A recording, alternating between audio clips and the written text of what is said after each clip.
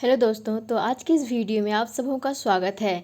तो आज की इस वीडियो में हम लोग एक महत्वपूर्ण लॉन्ग क्वेश्चन के बारे में बात करेंगे जो कि गॉस के नियम से ही रिलेटेड है। यानी कि गॉस का नियम का हम लोग प्रयोग करके हम लोग किसी चालक का वैद्युत तीव्रता ज्ञात करेंगे। ठीक है, तो हम लोग का जो क्वेश्चन है, क्वेश्चन कह रहा है कि गॉस के नियम को लिखें तथा इस नियम का उपयोग कर किसी आवेशित चालक के पृष्ठ पर वैद्युत तीव्रता ज्ञात करें। ठीक है, ये हम लोग का क्वेश्चन कह रहा है। जिस तरह से हम लोग को क्वेश्चन कर रहा है उसी तरह से हम लोग को जवाब देना है। तो सबसे पहले बोला है कि गॉस का नियम को लिखें। तो सबसे पहले हम लोग गॉस का नियम को लिखेंगे। गॉस का नियम आखिर होता क्या है? तो गॉस का नियम होता है निर्वात में किसी बंद पृष्ठ से गुजरने वाले कुल वैद्युत फ्लक्स उस पृष्ठ से संबद्ध कुल नेट आवेश का क्या होता है? कुल नेट आवेश, यानी आवेश को हम लोग क्यू से रिप्रेजेंट करते हैं कि 1/ε0 गुनी होता है। इसे हम लोग इस तरह से लिखते हैं। ये हो गया हम लोग का बंद पृष्ठ। ठीक है, बंद पृष्ठ यानी इसको बोलते हैं फाई ई इक्वल टू, बोल रहा है क्या? आवेश। आवेश यानी क्यू के 1/ε0 गुनी होता है। क्यू के 1/ε0 गुनी, ये गुना का चिन्ह है, ये होता है। यानी कि फाई ई इक्वल टू 1/ε0 गुनी क्यू। ठीक है, इसे हम लोग इस तरह से लिख लिए। यानी कि क्यू इंटू 1 करेंगे तो क्यू हो जाएगा Q/ε0 गुनी। इस तरह से हम लोग लिख सकते हैं। उसके बाद यहाँ पे आगे क्वेश्चन कह रहा है कि इस नियम का उपयोग कर किसी आवेशित चालक के पृष्ठ पर वैद्युत तीव्रता ज्ञात करें। तो अब हम लोग एक चालक ले लेते हैं जिसकी लंबाई हम लोग का 2L होता है। ये हम लोग का यानी क्या है? एक चालक तार है। ठीक है, जिसका आवेश हम लोगों ने प्लस क्यू ले लिया है, यानी प्लस प्लस धन आवेश मैंने ले लिया यहाँ पे। ठीक है, इसकी जो पूरी जो हम लोग का चालक तार की जो लंबाई है हम लोग का 2L होता है।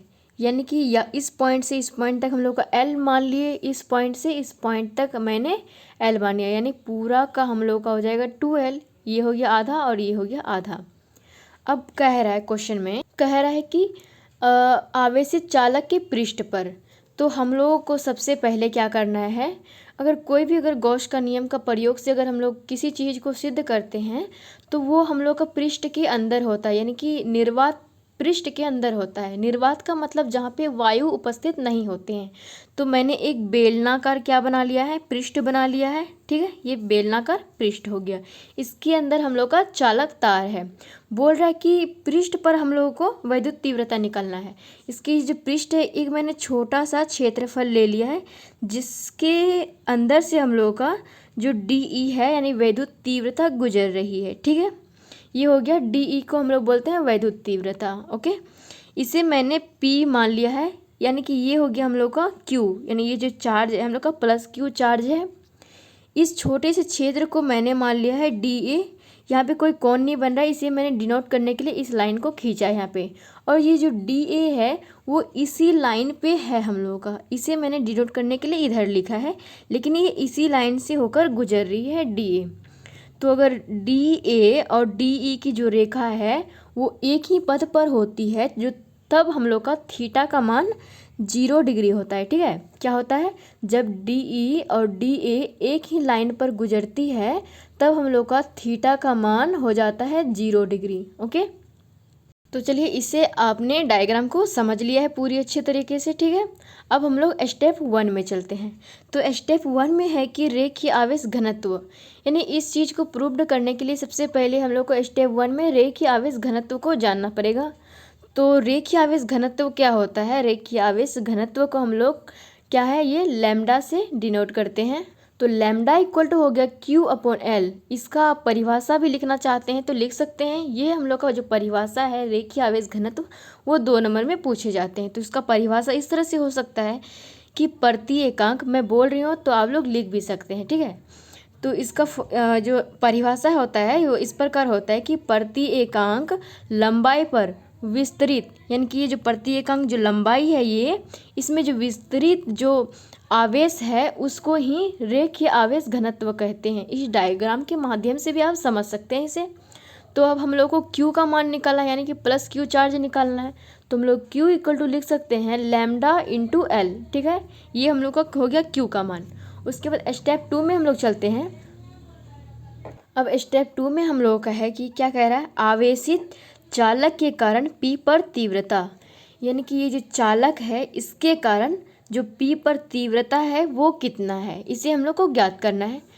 तो यहाँ पे है कि D phi equal to E D A cos theta. ये डी फाई क्या हो गया, इस छोटे से क्षेत्रफल के लिए एक फॉर्मूला होता है D phi equal to E D A cos theta, ठीक है। अब हम लोग को ये छोटा सा क्षेत्रफल है, तो अब हम लोग को सिर्फ छोटा सा ही नहीं निकालना, पूरा का निकालना है। तो इसका हम लोग समाकलन करेंगे, तो हो जाएगा D phi equal to phi E equal to समाकलन E D A cos theta, ठीक है। यानी कि फाई ई बराबर हो सकता है फाई ई के, और जब फाई ई होता है वो बराबर समाकलन, यानी कि जब हम लोग ये छोटा सा है इसके अलावा अगर हम लोग को पूरा का निकालना होता है तो हम लोग समाकलन करते हैं। तो ये समाकलन का चिन्ह है, इसे इंग्लिश में इंटीग्रेशन भी कहते हैं, ठीक है। ये इतना हो गया।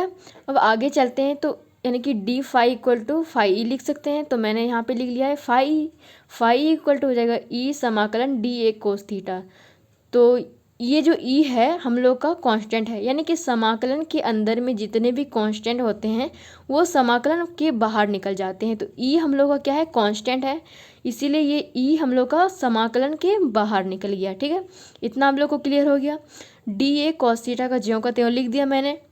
अब यहाँ पे क्या है कि फाई ई इक्वल टू ई समाकलन D A cos 0 degree.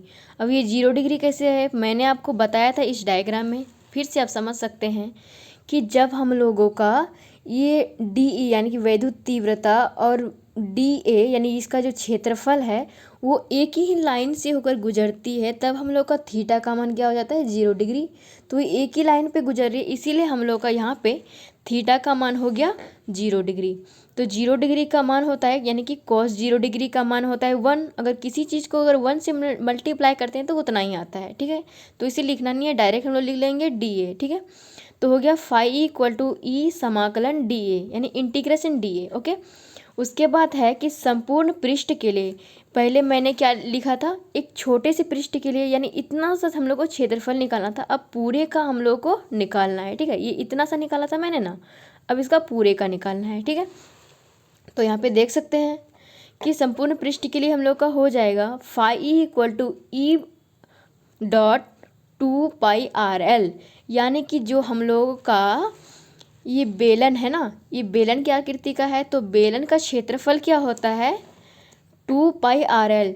D A एक छोटा सा जो क्षेत्र था, अब हम लोग को संपूरे से क्षेत्र का निकालना है, तो समाकलन है, तो समाकलन डी ए का हो जाएगा, जब हम लोग समाकलन हटाते हैं तो इसका आ जाता है 2 पाई आर एल यानी इसका क्षेत्रफल, ओके। अब हम लोग स्टेप 3 में करेंगे कि गॉस के नियम से अब हम लोग को आगे बढ़ना है।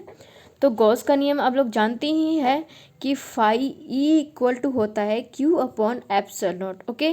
कितना हम लोग को समझ में आ जाएगा। तो फाई की जगह में हम लोग लिख सकते हैं क्या, क्यू अपॉन एप्सिलॉन नॉट, इतना हो गया। अब इक्वल टू जो है उसी तरह से हम लोग को लिख देना है, सेम ई डॉट 2 पाई आर एल मैंने लिख दिया। अब हम लोग को ई का मान निकालना है। ई को हम लोग समझ सकते हैं, ई को हम लोग बोलते हैं वैद्युत तीव्रता, ठीक है। क्या बोलते हैं, वैद्युत तीव्रता, जिसे हम लोग को निकालना है। तो ई का जो हम उसी तरह से लिख देंगे वहाँ पे, ई इक्वल टू हो जाएगा Q upon 2 pi R L epsilon not, यानी कि इसे अगर हम लोग इस साइड में लेके आएंगे, इस साइड में क्या है, गुना में है, इस साइड में आ जाएगा तो भाग में आ जाएगा, ठीक है। तो इस तरह से मैंने इसे यहाँ पे लिख दिया है। अब यहाँ पे देख सकते हैं कि E equal to lambda L upon 2 pi R L epsilon naught. तो आप लोग समझ सकते हैं कि यहाँ पे ये कैसे आ गया, क्योंकि Q का जो मान है मैंने यहाँ पे निकाला हुआ है पहले से ही, देख सकते हैं। Q इक्वल टू क्या है, लैम्डा एल, तो Q की जगह में हम लोग लिख सकते हैं क्या, लैम्डा एल। यहाँ पे Q है तो Q की जगह में मैंने लिख दिया लैम्डा एल अपॉन, यहाँ पे जो हम लोग का है इसी तरह से मैंने इसे लिख दिया है। सिर्फ हम लोगों ने Q का मान यहाँ पे क्या लिखा है, लैम्डा एल। तो देख सकते हैं यहाँ पे हम लोग का क्या क्या कट रहा है, तो L से L हम लोग का सिर्फ कट रहा है, तो इसे हम लोग को काट देना है।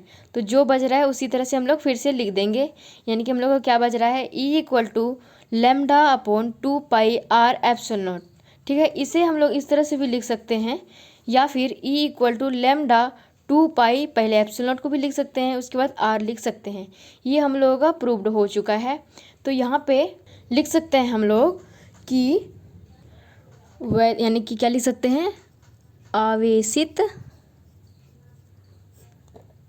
चालक के कारण वैद्युत तीव्रता, इस तरह से हम लोग को भी लिख देना है। ये हम लोग का प्रूव्ड हो चुका है। तो आई होप कि आपको यह वीडियो अच्छा लगा होगा। अगर अच्छा लगे तो प्लीज़ इस चैनल को सब्सक्राइब ज़रूर कीजिएगा। अगर इसी तरह का अपडेटेड वीडियो पाना चाहते हैं तो प्लीज़ ज़रूर से ज़रूर इसे सब्सक्राइब कर लीजिएगा और अपने दोस्तों को भी शेयर कर सकते हैं और लाइक तो करना ही है, ठीक है, इसी तरह का अपडेटेड। तो चलिए मिलते हैं नेक्स्ट वीडियो में, तब तक के लिए जय हिंद जय भारत।